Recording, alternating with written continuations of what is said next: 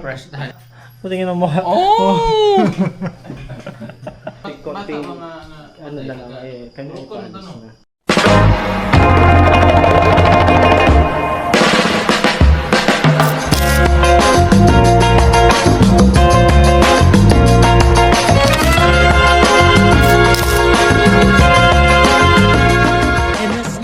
So magandang umaga po sa inyong lahat mga kababayan. Ngayon nga po ay alas 4 na ng umaga at kami ay handa na paalis dahil kami ngayon ay pupunta sa isang misyon na may mahabang paglalakbay. So yun po ang misyon namin ay mayroong 2 oras na paglalakad bukod pa yun sa ilang oras na sasakyan.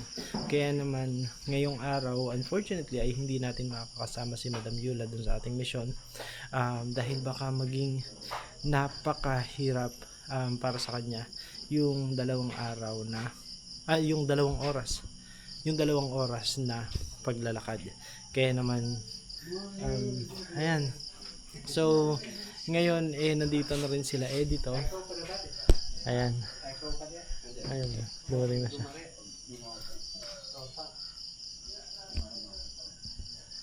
Hi Eds, morning. Si Estong nandyan? Ayan, so kompleto na. Nandito na din po si Estong. And ayan din nandyan si Jerome, saka si Quindy, and si Pauline ay ihahatid po naman namin papunta dun sa sitio Luno Luno. Barad. Si Tito Paul, fresh na fresh. Yeah. Handang-handa na sa isa na namang misyon. Lakaran. Lakaran, may halong lakaran. Mayat mo lakaran, brad. Hello Tong! Mayat ka. Morning. Magkape muna kayo. Kape mo, brad. Doon sa ano? Andun sila. Hindi ko rito. May biko. Wala mo kadaragduyan sa inyo katong. Duyan mo? Dili. Serpon. Nipis ba? Ayan, so naghahanap kami ng duyan kasi po walang ano doon sa bundok. So mukhang magduduyan-duyan kami. Duyan tayo. Ano oras kayo umalis sa inyo? Alas 3:30 yata. 3:30. Maaga ang ating ano ngayon, maaga ang ating call time. May lakaran tayong may lakaran tayong dadanasin. Ayan si Estong. Pagkape mo na.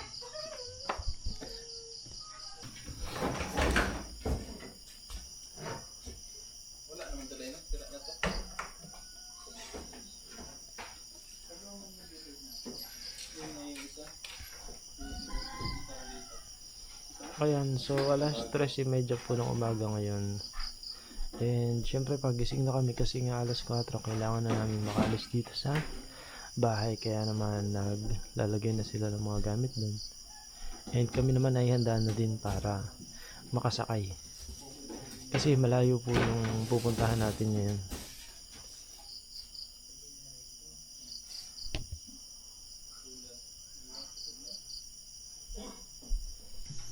So ito po mga kababayan yung aming mga gamit na dadalahin. So syempre meron ding higaan. Not sure daw kung madadala pa ito lahat. Kasi nga, and syempre yung mga gamit natin, lalagyan ito ng isda. I think nandito na pala yung isda sa kulay red. So may dala din tayong generator. Hindi niya makalutuan. So ito po yung mga gamit namin. Meron din kaming kanya-kanyang mga bag. Pero kwento ko muna po sa inyo kasi ang nangyari po kasi dito ay kahapon lamang habang kami ay may merienda dun sa tambayan, dun sa may mangga na may duyan. Habang kami ay nagme-merienda ay biglang may nakita si Pugong, si PJ na naka-live. Tapos meron po kasi siyang parang isa dun sa mga story na fini-feature ni Sir Mark ay yung isang estudyante na I'm sure marami po sa inyo ay nakapanood na rin nung istorya nung estudyante na yon or nung preview nung estudyante na yon kasi yun yung bata na nag-aaral or yun yung nanay na nag-aaral pero dahil bata pa siya kaya parang gusto niya pa din na mag-aral. Though, meron na siyang baby. So, ang ginagawa niya po ay dinadala niya yung baby dun sa school. Tapos, nakaduyan lamang si baby dun habang tumatakbo yung klase. Kaya naman talagang marami din ang na-touch dun sa story na yun. Kasi ibig sabihin lamang nun, gusto talaga niyang mag-aral at makatapos ng pag-aaral. So, kahapon habang naka-live si Sir Mark, which is siya yung teacher noong estudyante na yun, message siya ni PJ, ni Paul, and then dahil naka-live siya, in-invite siya to go live kasama si Sir Mark, and yun nga napag-usapan na doon kami pupunta ngayong araw na to. Kaya naman sobrang excited din kami na i-share at malaman kung ano talaga yung story na ating may cover sa ating pagpunta dun sa bundok na yun. Medyo malayo po yun, pero syempre kakayanin naman. Patingin natin ang mukha. Patingin ang mukha.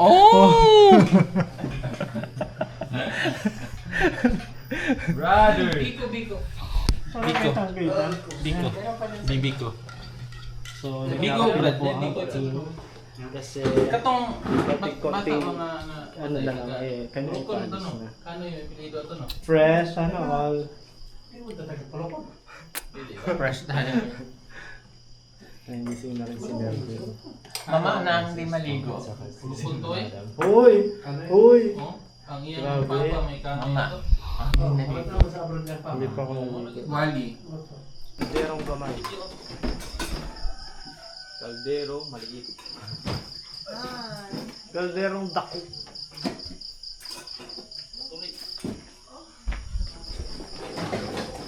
Ready? Okay, rolling. Okay, smile.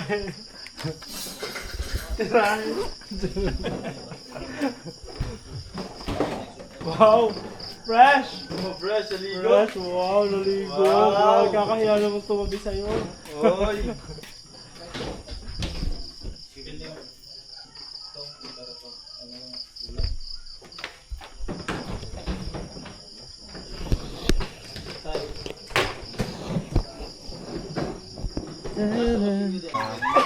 Basta na talo. Second time. Second time. Ano na talo? First time. Doon yung doon.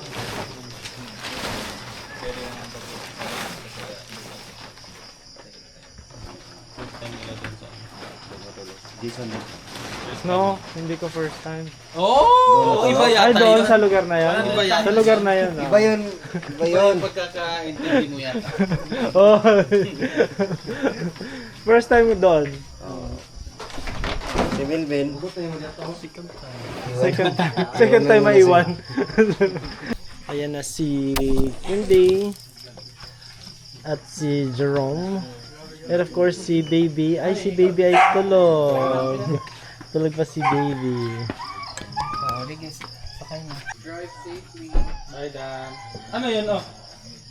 Ano yun? Ano to? Windy. Ayan mga kababayan, so nakahanda na. Nakahanda na ang mga sasakyan at ganun din, nakahanda na ang nagpopogi ang BB Team. Oh. Ang pinaka pogi sa BB Team, Master Ring Ring. Grabe talagang kinlim niya na po. Pinaka-pogi, ayan, ang napakagandang si Ilday Laika ay kasama rin natin ngayong araw. Diba? First time kitang makasama sa sa mission, ha? Sa mission. First time po sila kami. First time. Ito, Good morning. Na Virgin Osman ay sila like. Ay, sana all.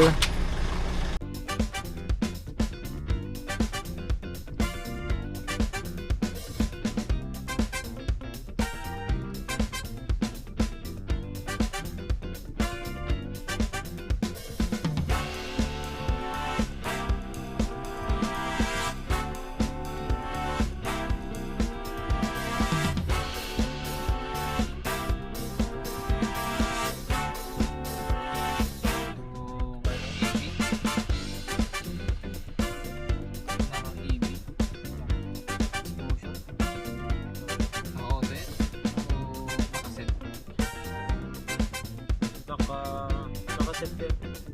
Pero parang ano mo siya.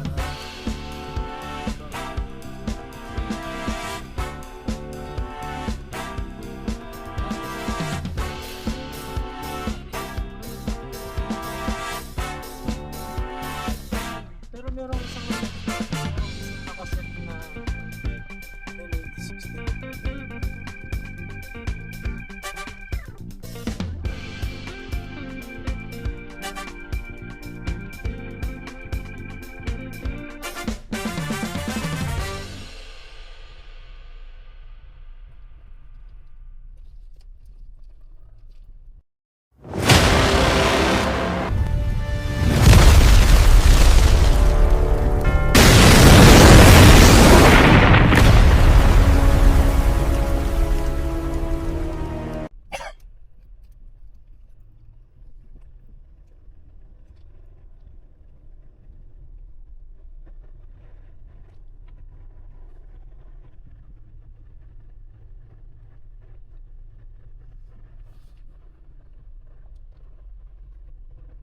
Anong gamit mo?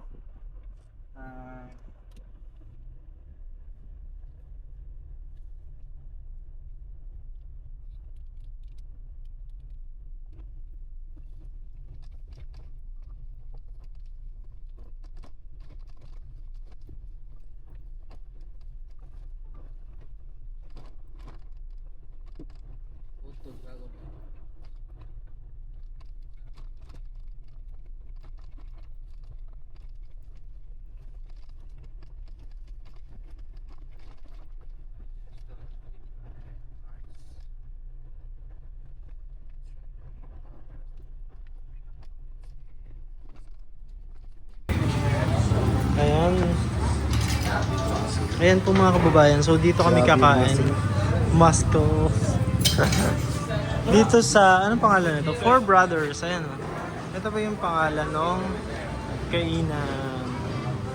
Four Brothers Eatery. So yun yung pangalan ng kainan. And then dito kami uupo. Ayan kami lahat. Sama-sama.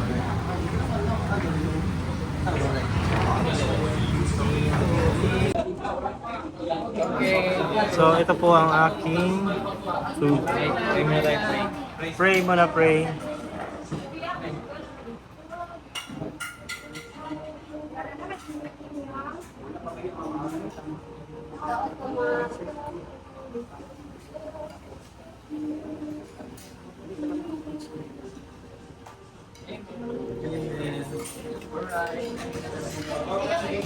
Ayan, so kakain na tayo.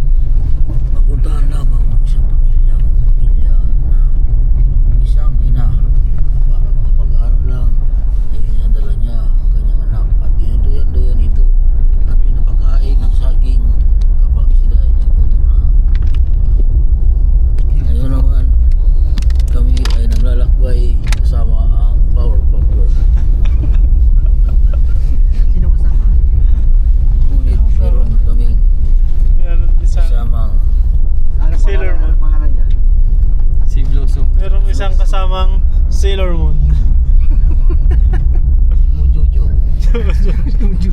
Si Madam yun, naiwan natin eh.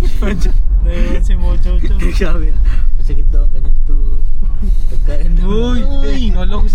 Kala ko ako nakapindot. Hindi ko naman tinignan ko nga. Hindi ka naman binababa. Reyna, ikaw rin vlogs ha? Uy, hindi. Reyna oh. Uy! Mayroong ibinin siya. Walang sumbungan. Wala mo, hindi ko ikakat daw. Biglang bumaba ba? Hindi ako rin. Latignan mo to, latignan mo. Nakita ko.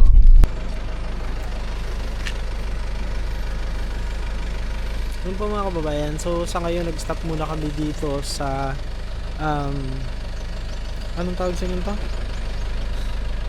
Sa crossing. Meron ditong crossing kasi dito kami nanggaling. Tapos dito napunta sila Ralph, yung isang sasakyan para mahatid sila Quindy. So nandito muna kami sa isang daan na to kasi dito yung daan papunta dun sa pupuntahan natin na sitio, so may mga estudyante. Pero makikitambay muna kami dito sa kubo dito po sa bahay na to. Ayan.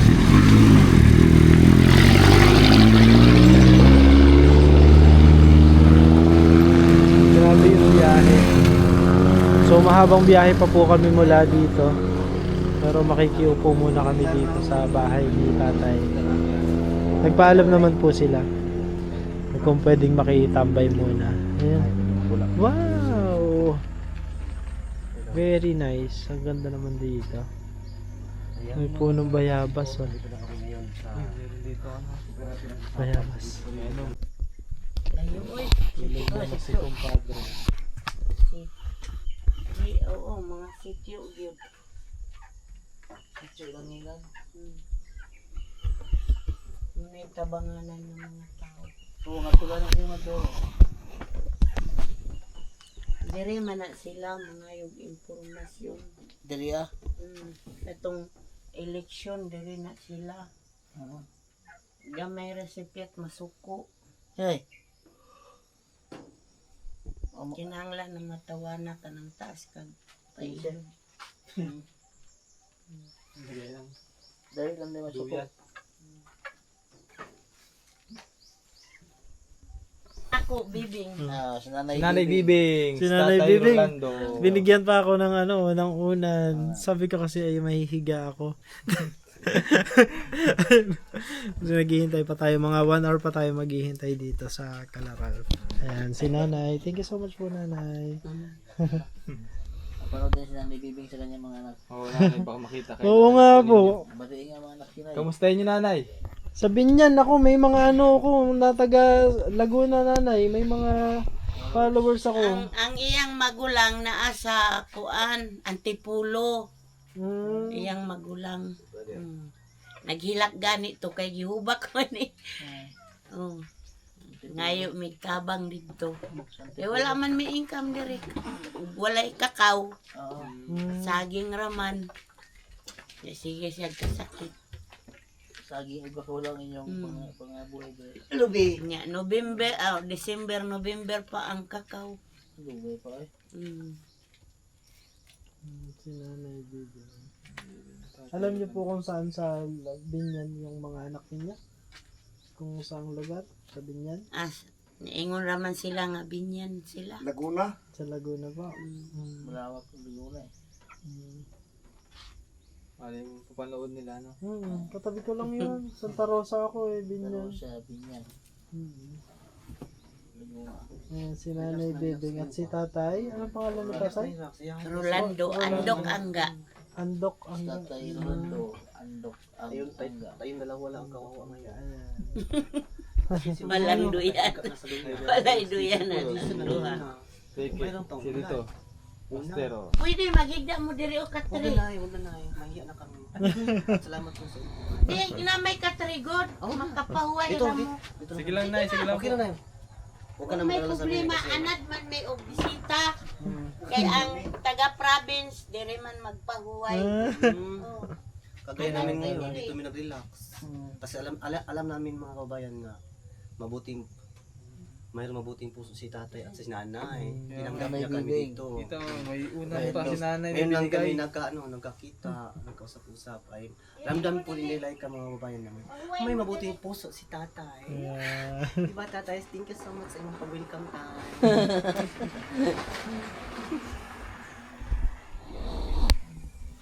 Yun na si